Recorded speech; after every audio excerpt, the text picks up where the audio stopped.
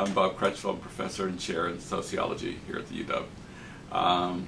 What I would say if my daughter, who is the director of scheduling for President Obama, got me in to talk to him, I would talk to him about the importance of moving away from criminal justice policy as it's been practiced in the United States. In the last 2 decades, 2+ decades, we've quadrupled the number of people we have in prison. This is a huge problem for the country, and it has ramifications for the states. One of the reasons we're in economic trouble is one of the things that contributes to it is the huge costs, the amount of money we spend on locking people up, people who probably don't need to be locked up. About 1/3 of that increases for the war on drugs, which is a total mishmash and a poor use of our resources. A much better direction to go would be to work at those issues that we know has some effect on delinquency and crime. We know that things like Head Start improves quality of education. Quality of education leads to lower levels of delinquency.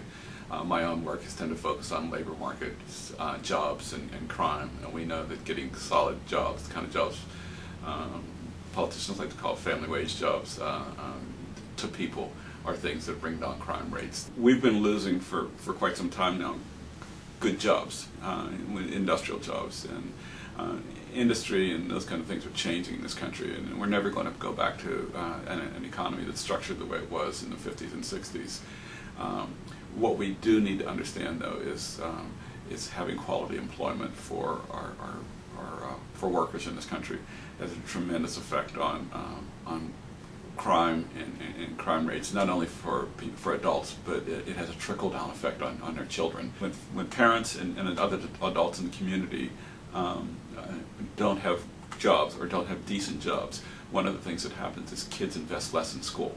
And school is a real important factor. It depresses delinquency. When kids are doing well in school, when kids are involved in school, when kids are attached to school, they're much less likely to be delinquent. And so one of the things that happens in neighborhoods where where the labor market participation is really repressed, kids are less involved, kids are less connected to school, and that's going to increase their delinquency, and we see evidence of that.